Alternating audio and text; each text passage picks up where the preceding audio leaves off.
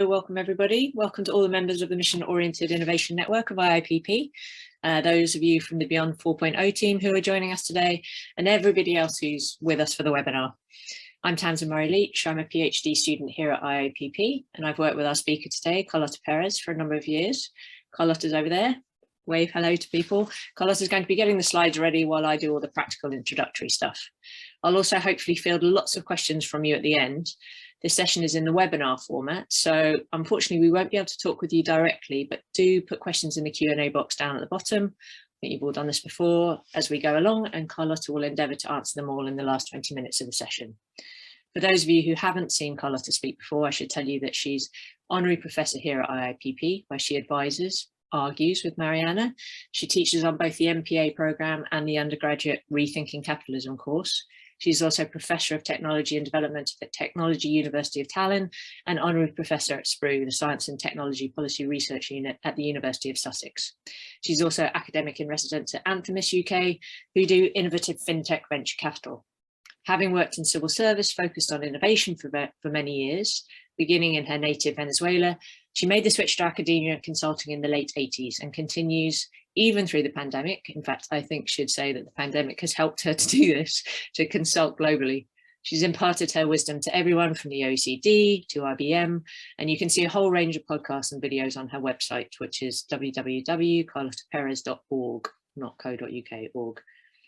Her prescient book, Technological Revolutions and Financial Capital, The Dynamics of Bubbles and Golden Ages, which was published in 2002, has been highly influential, particularly in the world of fintech and startups. And although it's not the focus of her talk today, she's written extensively on developing a paradigm for smart green growth that's globally equitable, in particular challenging the resource curse narrative around developing countries and promoting the growth of sustainable down and upstream R&D and extraction and production processes in the country of origin. Now, the topic today might seem like a little bit of an outlier in the series, which focuses on mission-oriented policy to tackle the climate crisis. But actually, the aim of this session is to go back to the roots to ask why. Why do we focus on mission-oriented policy?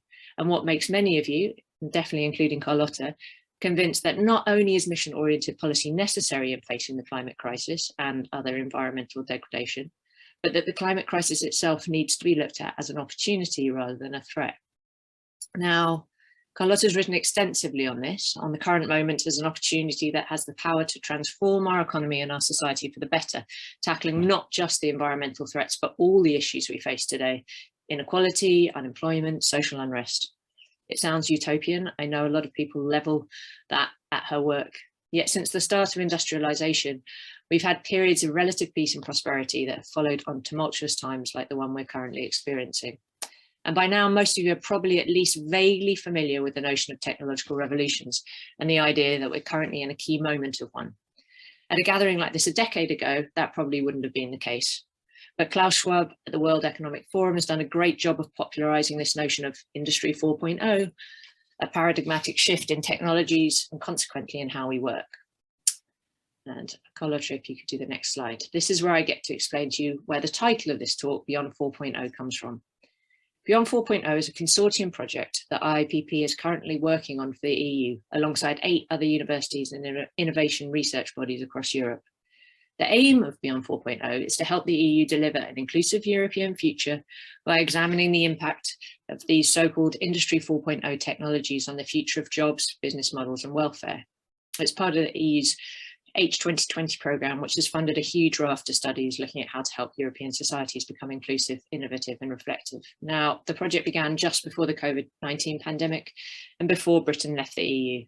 The latter we can't really get into here, but Carlota would argue that the pandemic has only highlighted the tumultuousness of the moment in which we are now and the dire need for policy that recognises the power of the state to transform society. But again, in order to understand the whys of the future, which after all come before the hows, it can help to look at the past, to understand technological transformations, how they've occurred and their impact. And that's the contribution of the research led by Carlota here at IIPP. Today, Carlota will be focusing primarily on the first output of this research, the historical background paper of the project, entitled Technological Revolutions, Which Ones, How Many and Why It Matters, a Neo-Schumpeterian View. It can be found on the project website and the address is up there. But before Carlota speaks, I'm going to very briefly discuss the methodologies behind this research. Now, one of the things we've done in this first paper is to really interrogate this term Industry 4.0 and the study of technological revolutions over the years. This notion that we're in a fourth industrial revolution is one that Schwab has popularized, but there have been so many different periodizations over the years emerging from a variety of academic disciplines, economics, history, business management, engineering, and focused on different aspects of economic and technical change. Are we in a second machine age, a third industrial upheaval, a fifth Kondratiev wave? So our starting point was to carry out a systematic review of the scholarship and of the popular discourse that has periodized technological change. Now, often such systematic reviews pick a search term or a number of them and limit themselves to one or more academic databases. But we believe that this really only tells part of the story. And what masquerades as objective empirical research can end up obscuring as much as it reveals. For one thing, you have to come from some place of subjectivity to know which works are relevant. In this case, for example, works dealing with the Industrial Revolution are likely to have a very different focus to those that study multiple industrial revolutions. And then there are the journal criteria which can mask the source of influential ideas, so that Schwab himself, for example, who published his work in a World Economic Forum pamphlet and then a popular Penguin book, hardly appears in the academic databases. And yet younger scholars using his concept as a given are numerous. So while we mapped out the most popular and most cited articles and authors in the Web of Science, Scopus, Econ Lit, there's a list on the slide before, and from that mapping did a deep dive into the indexes of the most relevant individual journals, we also analysed the results of Google Books and Scholar, because it has such a huge database of works. I think it's 40 million and counting. We studied Amazon rankings to help gauge popular works on the topic in the present time.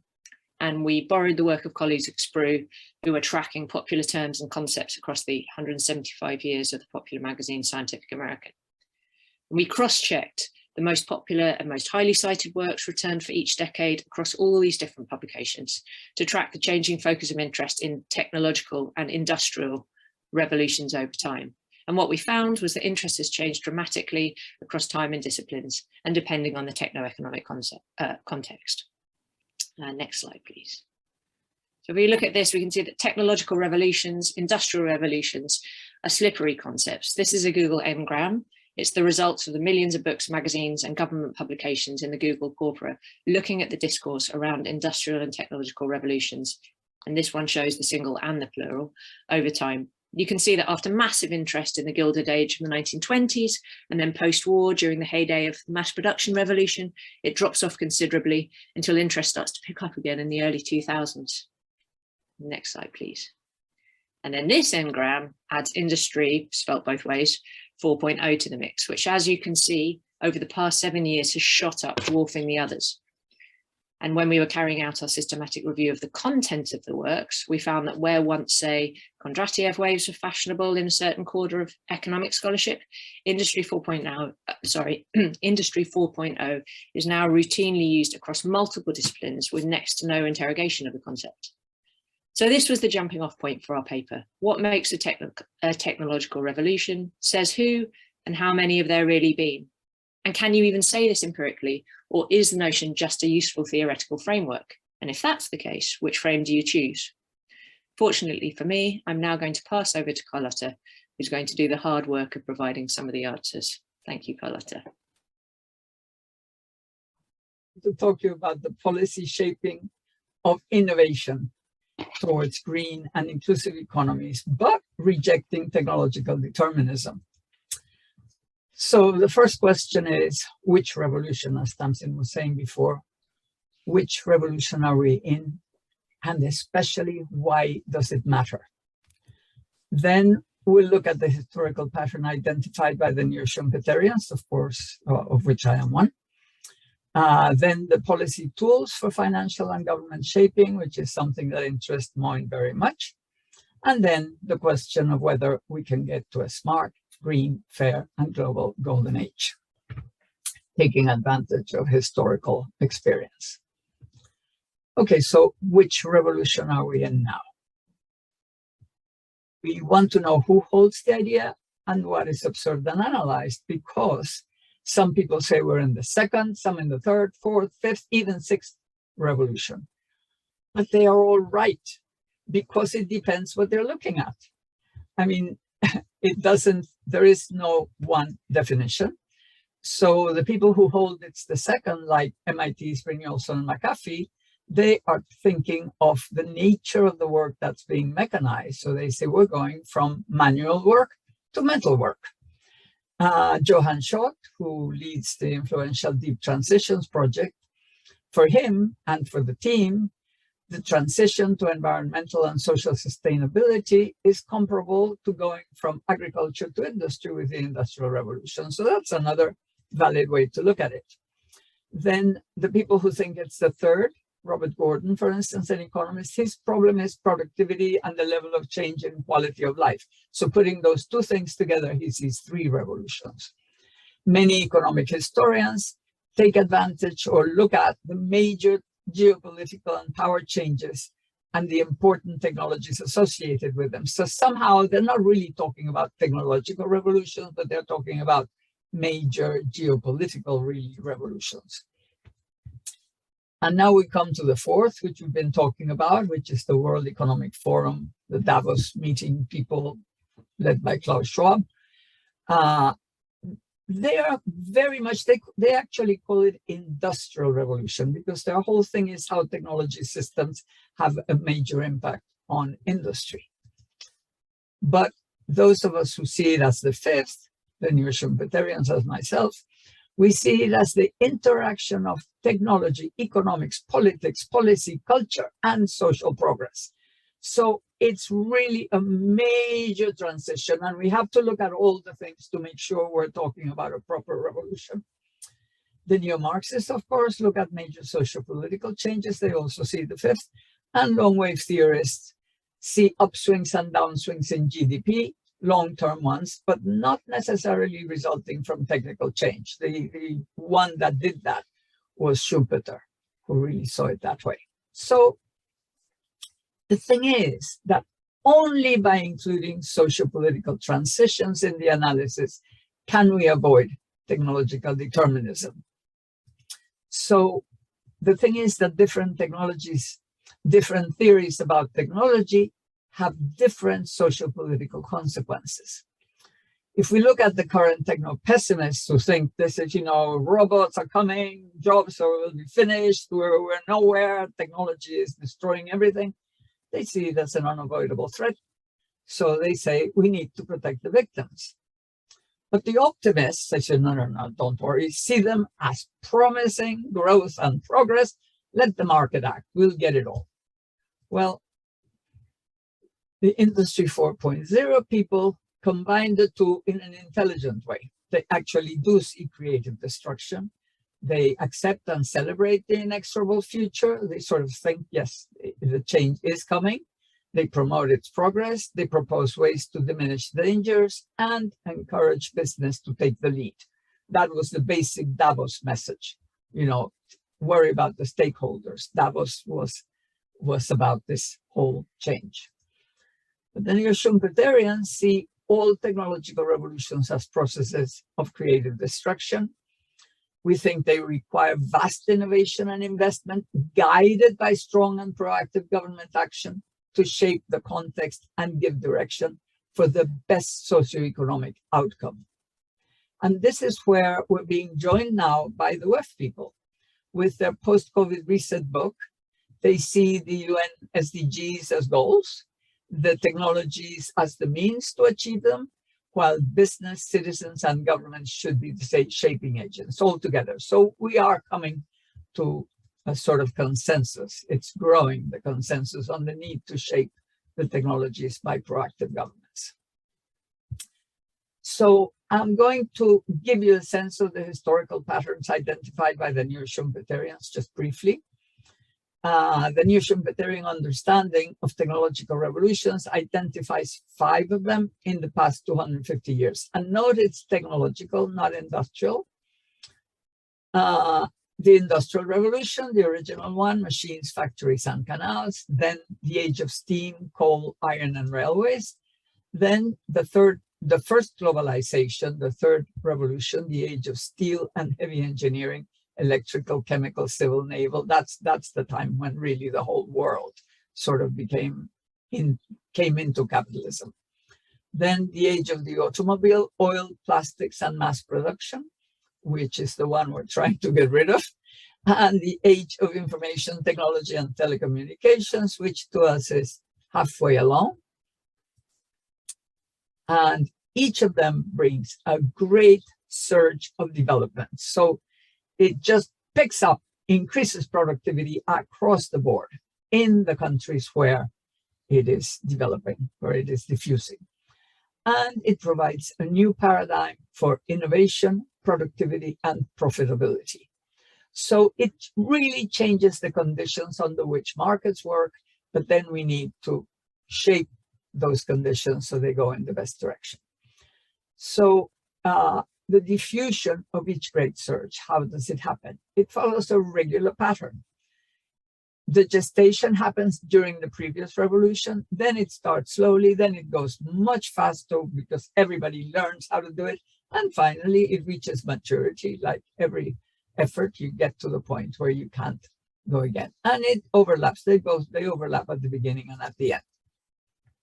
So the first period, the early decades, the ones we have been seeing, are the installation period of experimental spread, and they tend to end in financial bubbles and crashes. Then there is the turning point, which is a recession after the crashes, and then a golden age, the golden age decades, the deployment period, synergistic spread, where if we look at the installation period, we see that it's a turbulent and unequal process of creative destruction. That's the term that Schumpeter used. Technology spreads in many directions in ferocious competition, forcing the new paradigm against the old. During the turning point, we have instability and uncertainty in the economy, social unrest, and resentment and populism politically. So to overcome that, a proactive state modernizes itself with all these technologies and sets a win-win game between business and society. This doesn't have to happen, but we hope it will. It has happened historically in almost every one of these countries. Creative construction, because they come in synergy.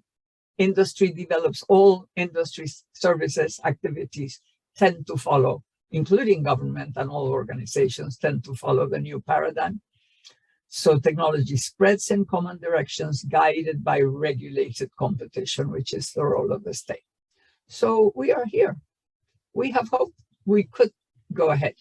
We are at the crucial moment when the new technologies are sufficiently developed, their paradigm and potential are sufficiently understood for governments to tilt the playing field. Technology only sets the stage. Then society engages in conflicts and compromises, because it's not easy. Of course, we don't agree. Everybody has different interests. So the idea is to give direction and define the social context for the future, but the shaping is very political. What are the policy tools now for financial and government shaping? Okay, it's different in the two periods, the shaping of investment, adoption, and innovation. Finance and markets shape the initial adoption of technology through fierce competition. You change or you die. Intensive speculation, supporting copycat innovation, provision of or denial of credit, new technologies adopted in finance itself, promoting mergers and acquisitions, tending towards monopoly, and so on. They all increase as major successes and gains give greater confidence. So they feel that they're really geniuses and they're doing the whole thing, and they go haywire in any direction. How do governments redirect and shape it? Well, they use Pigovian taxes and tariffs, so they tax the bads and tariffs and put tariffs on the bads and then favor the goods. Regulation, treaties, and geopolitics, changing hours of work, wages, and other conditions, new infrastructure provision, public investment in R&D and innovation, education and training, strengthening the unions, adoption of the new technologies in government, major public projects and procurement, the missions that you know a lot about, favoring lifestyle changes, and so on. all providing an implicit or explicit direction enhanced by the resulting change in the relative cost structure. So golden ages have historically been unleashed by those policy directions shaping successive technological revolutions. So let's now look at the golden ages of each revolution. The first one, when the UK was the only one, it made the leap ahead and had victory in the Napoleonic War. Guess what the direction was? War procurement, win the war, transport and agriculture. That was what they wanted, to win the war. The second, from 1851, was the Victorian boom. So what was the idea? Well, the directions were become the workshop of the world. So they exported textiles and machinery and things, and not machinery, actually, they kept it, and urbanization. So that's the time when cities grew, Manchester and Leeds and all the major industrial cities. Then the third revolution from 1900, the Belle Epoque actually, the UK was the Pax Britannica. So they wanted global free markets. The pound sterling ruled the empire and the world. And let me tell you, UK didn't really get a golden age because they didn't really help industry. They helped finance mainly and the whole trade, services, and so on. But the US, which was catching up, wanted a single national market. So they wanted it protected from imports and operating in free competition inside borders. So they did many things. They, especially the railways, get the railways together and education and so on. And the other thing was progress, social, scientific, technical, organizational, and economic. So those were goals then. And Germany, again, also catching up in the Belle Epoque, industrialization, high-tech capital goods, and cooperation, cartels and cooperatives at all levels for negotiation. This is a very interesting experience that we should all study because I think it could be useful for our times too.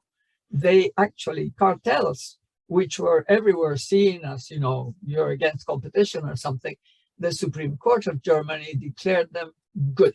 No problem. This doesn't harm anybody. It's good to protect the prices, to protect the industrial, because they were interested in industrialization. So you fit your directions and your policies to those goals.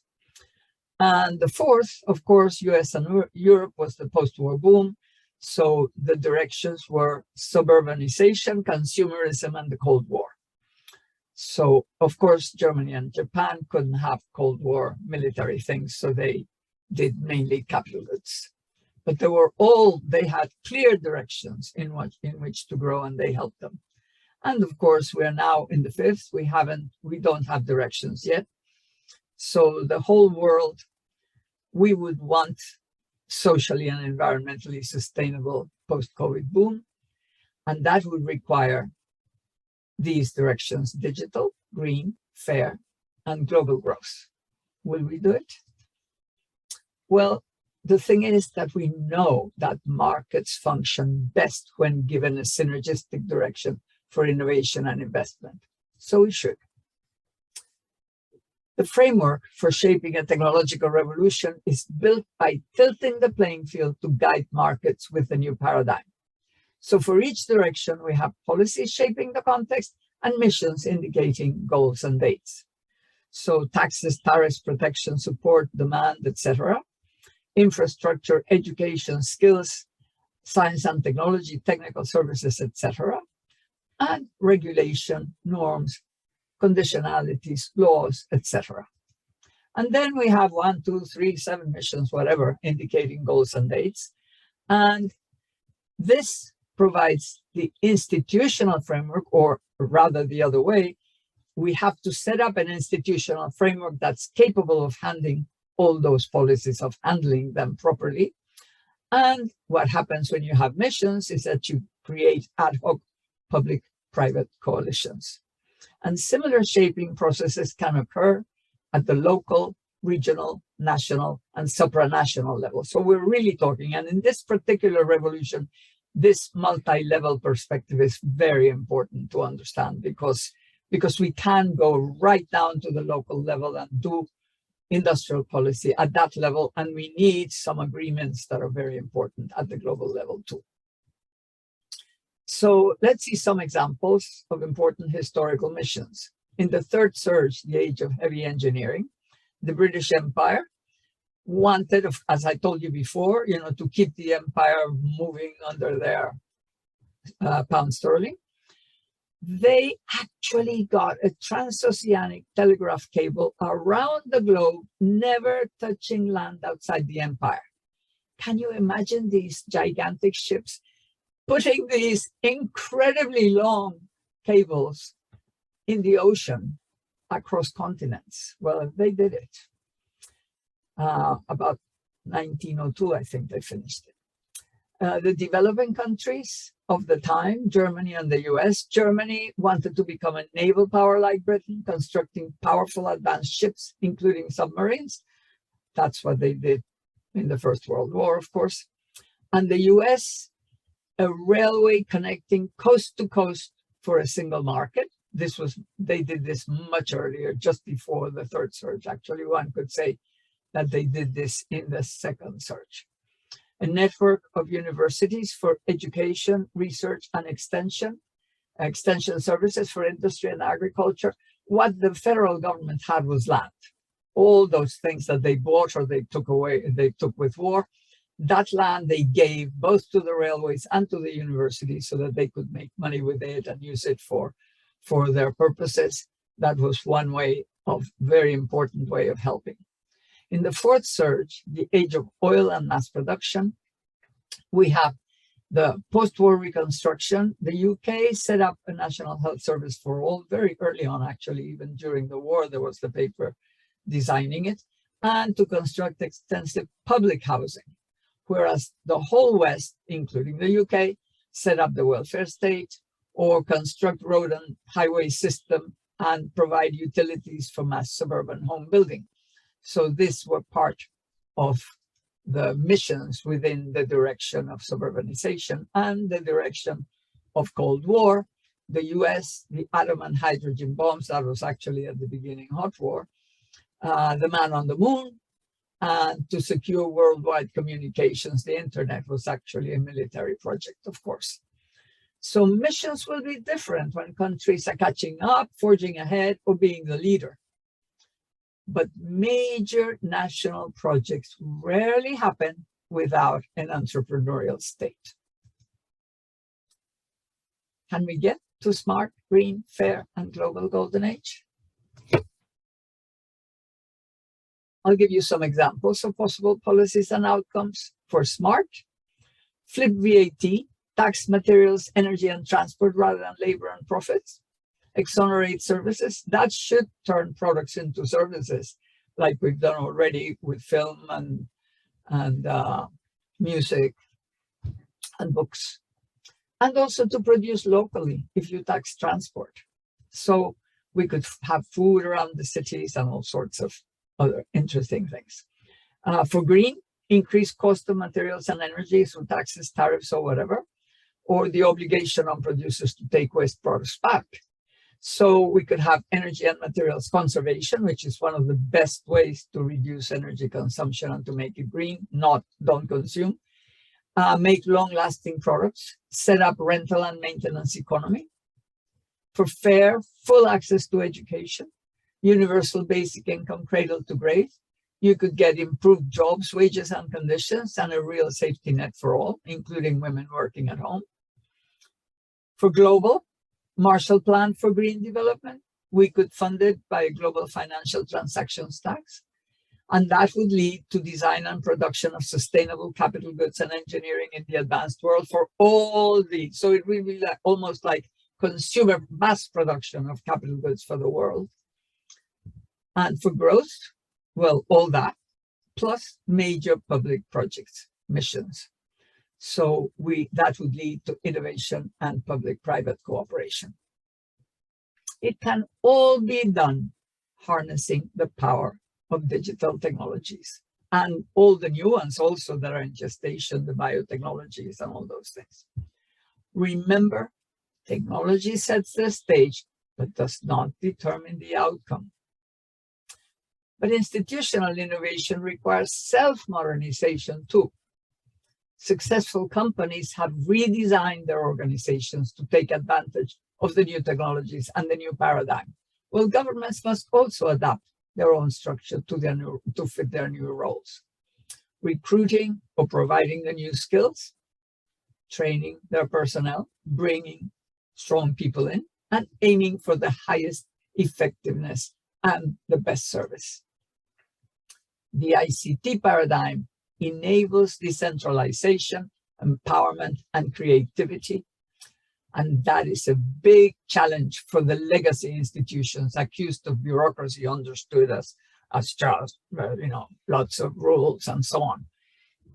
We have to get a modern bureaucracy, super effective and super competent, more competent than the private sector.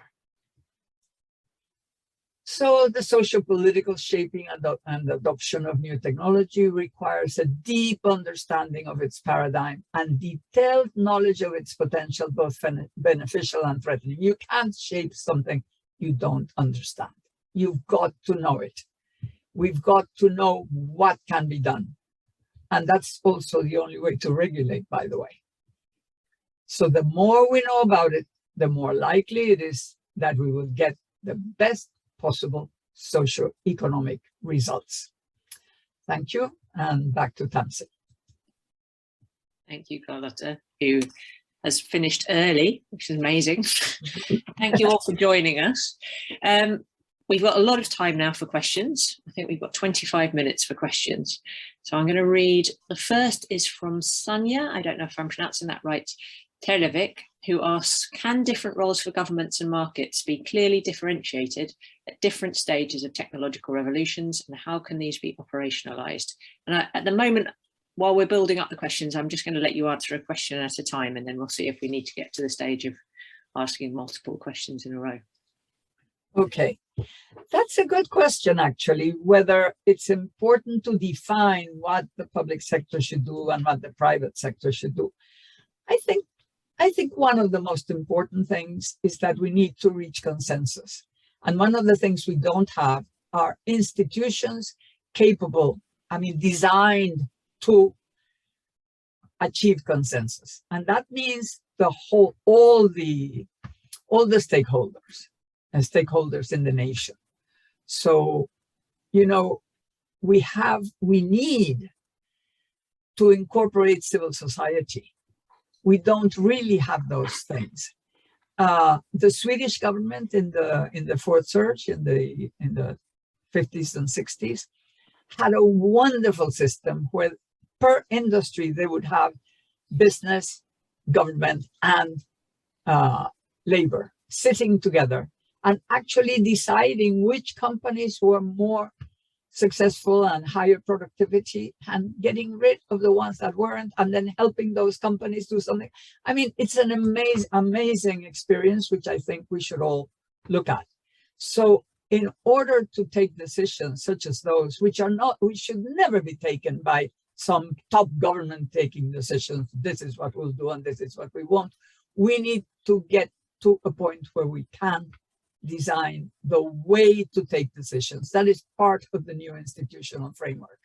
And then, yes, that question and many other questions will have to be solved and if the private sector is behaving very badly, it's obvious that at some point you just have to say, well, that's enough, we take over.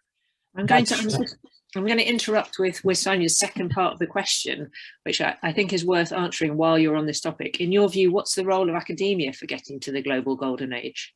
Quickly, because you've already answered one question and we've got a lot to get through. But well, academia up to now, during these 40, 50 years, has somehow fallen into this free market thing where at least the economics profession has fallen into the free market trap. And I think we are now trying to develop from academia a new way to look at the whole relationship between government, technology, markets, and all these things. So the first thing is to get good theory going. And the second thing is to get off the chairs and make contact with reality, work with the policymakers, work with civil society, work with the labor unions, work with whoever needs to have a stake in the future. And then academia will be much more relevant. Stop doing all those little piddly number modeling things. Go make theory and make a change. Help make a change. Okay, the next two questions I'm going to ask together. The first is from Mariana. I'm sorry for everybody, I'm mangling your names. Epikoko, and the second from Stavroula Dimitriadis. And Mariana asks, thank you very much for this presentation. What do you think about policies aimed at reducing high consumption lifestyles? Can it be a solution for both environmental problems and inequality? And Stavroula asks, can our economies be based on green growth, or is it not possible? Others talk about degrowth, saying that the planet can't provide for more growth. So both questions asking, can we reduce high consumption? What about degrowth? Is green really an option at where we are now? Well, I want to begin by saying that I don't think that degrowth is the solution, basically because it's not the rhythm of growth that's the problem. It's the nature of growth.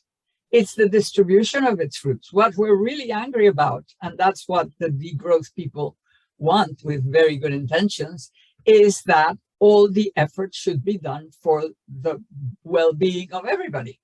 And since up to now, growth has been very much divisive and making, the rich get richer and the poor get poorer, then let's stop growth because that's how the rich get richer. We're going to be poorer anyway. So somehow there is something in there. There is a premise that I don't think is the best. I believe that the only way to get the millions of people that are in poverty now is to grow, but to grow in a new way. The nature of growth, the technologies we use, the goals we have. So we need sustainable, green, socially sustainable, environmentally sustainable growth. So then, is it possible to have people change their lifestyles? Yes, of course. People have changed their lifestyles 4 times already. I mean, every revolution changes lifestyles. And the reason, haven't we already changed our lifestyles by using mobile phones for music and films and books and reading and talking and communicating? That's a big change in our lifestyle. Lots of people are now vegan. Lots of people, it happens. The whole process of technological change is also a process of desire change. We change our desires as new things appear, and we understand a different way of fulfilling our needs and a different set of needs. We change our needs too. But of course, it doesn't happen automatically. It has to be the ones who have the power have got to do it. So government has got to change. I mentioned just now the idea of durable goods. If companies have to take back, this whole planned obsolescence thing, which is part of what growth, the bad old growth has to do with planned obsolescence. So we destroy, we throw everything out. A refrigerator doesn't last more than 3-4 years, and if something goes wrong, we buy another one because it's too expensive to maintain. We could create hundreds of thousands of maintenance jobs if we were to force companies to take back their products, in which case they would no longer want to sell them. If they have to take them back, they would hand them over to rental companies. Those rental companies would then have maintenance. All companies would be forced, there would be an obligation to put on the web all the parts so that they can be 3D printed, so that if anything goes wrong, then the rental company will come in with all this personnel, which is fixing and so on. And you can forbid, nobody can throw any electrical appliance in the municipal garbage bin place or whatever. So there are many things that can be done, but it's got to be a goal. You've got to want to do it. You don't do it. You don't think of ways of making it better, easier, less costly, more desirable to live in a greener way. And of course, companies, as soon as they discover that people want green, and companies are now announcing this is without this and without this other chemical, and this is, responsibly sourced, and it's already written on the business adverts because they understand that they're trying to fulfill. So we need that to grow, basically. And if it goes faster and faster, we will be able to grow in a green and sustainable, socially sustainable way. And, capitalism is only legitimate if the wealth of a few makes the life better for all the others. So we need to get there. Otherwise, they're in trouble. I'm going to Fausto and Edmund. I'll get to your questions in a minute. I'm going to follow that with a question from Sophia Prudencio. And Sophia asks, thank you so much, Carlota and Tamsin. Could you share some ideas regarding how to tackle lock-in factors that lead to path dependence, which could delay and even prevent the expansion of new technologies and the sort of moves that you were talking about, Carlota, that society needs to work towards? So ideas for tackling lock-in factors that lead to path dependence. That's not easy. And it depends in each case. As a general thing, I don't think anything could be done to stop lock-in. But in particular things, definitely. I mean, even norms, there's a whole range. Almost every industry has a whole set of norms and regulations that are official. In some cases, they participate in creating the norms. And of course, if we could have a system by which you would have a consensus building thing where you have the users, the consumers, the producers, the suppliers, the government, and anybody who could be affected, if we could have that. Fausto, who is a PhD student here, asks, how would you reconcile the cartel-friendly system of the German tradition with the need for creative destruction of market competition? Thank you, Carlota.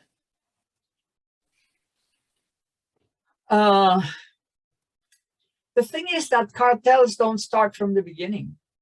Cartels happen when it's already obvious that competition is hurting. The original competition, nobody knows which way it's going to go.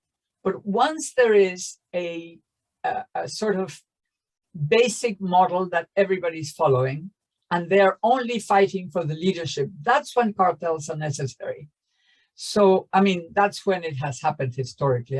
I don't know if you could have a sort of cartel organization of startups or people who are just beginning, or when the technology is not yet mature, or I think it happens in different moments. And the question is, when the moment comes, is it good to allow it or is it bad? Because cartels, I think we should have cartels of all materials now, because we need to do something, but a cartel that includes both consumers and producers. But that's very complicated. I think we have to think more about it and discuss with some specialists. But collaboration can be very good. It can, of course, be very bad. So we need, in each case, and also in in which period we're in, what the consequences could be. The question of monopoly is a serious question, but at the same time, right now we have almost single monopoly, true monopolies, not even oligopolies, because cartels are generally a form of oligopolistic competition because they do compete anyway. So yes, my answer again is we need to sit down together and discuss the whole thing in each case. Okay, we have time for a few more questions. I'm going to ask, I think this is very interesting, from Carl Sorensen. Carl asks, hasn't the private property paradigm been what has driven much of the widespread benefits from this linear growth model of industrialization? By owning your car, your house, etc., that gives you security against economic trouble. If we transition to a rental economy, how do we steer the economy to not further exacerbate inequalities and put the already vulnerable in a particularly precarious position in case of economic downturn? Wow. That I had never thought about. Could basic income be a little bit of a thing, or pre-distribution of some? I mean, maybe we have to think more broadly the whole thing. But the truth is that it had never occurred to me that the rental economy, which I think will give access to people, one of the things I always think is that if products could last 100 years and still be working fine, then it could be that you could rent a refrigerator for £1 a month, because that's in the lifespan of that refrigerator, it's made enough money that it could then just make sure that it's part of this. So I was always on that corner of the argument, how do we make everybody be able to listen? But I now think that the most important possession is education. So somehow I think what we need is to make sure that everybody has enough education to not be left out. And but I think it's a very good question, and I'll think some more about it. And I'm sorry I don't have an answer yet, but thank you very much for asking it. Okay, we still do have time for maybe 3 more questions. I've got a couple here. Paul Smith asks, how do we achieve green growth in the time frame we need to in a system that prioritizes shareholder value over everything else? It seems that policy aims to force consumers and small companies to carry the burden and make the sacrifices. Yes, by changing the conditions. That's the only way, but taking it seriously. We're not taking it seriously. I mean, it's all nice little declarations and so on, but it's not happening. So yeah, there are all sorts of problems. I think we just governments have to take it seriously. I guess we need to move from populism to true developmentalism, where we're really worried about the well-being of the world, the well-being of the planet, the well-being of society, and that's not what governments are being moved by. And it's not easy, but maybe social movements could give a hand. And then this is linked to Giovanni's question. Giovanni Senga asks, which kind of institutional innovations do you think can help to adapt decision-making processes to our society, which is dominated by digital technologies? So you're saying, we need to act. What kind of institutional innovations do you think can help? And Giovanni says, you refer to the Swedish model that may be linked to the mass production paradigm. Do you already see existing good examples which suits more the current paradigm? So particularly institutional innovations to adapt decision-making processes. I don't think there are that many, but there are some interesting signs. There is the B corporations.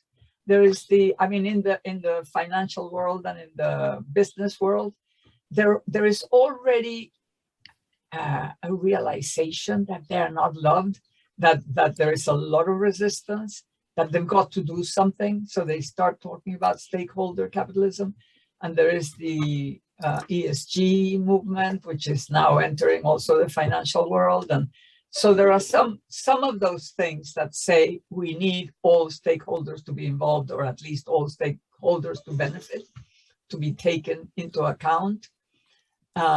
So that, I think, is one very, very sort of minor beginning, but it is there.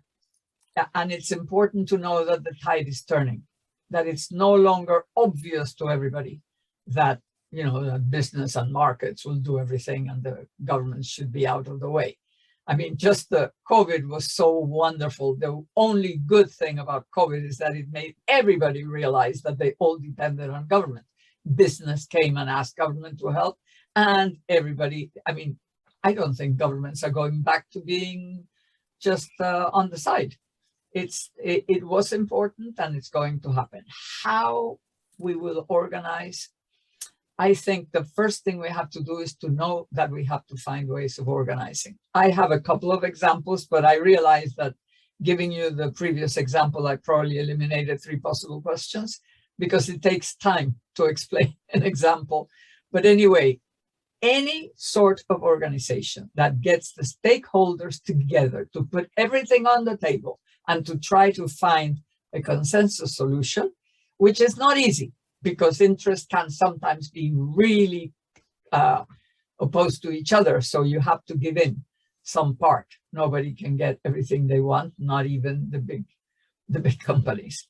So yeah, think about it, decide that we have to do it, and it would be great to collect examples of places where it, I'm sure it has happened in several places, but I'm not aware.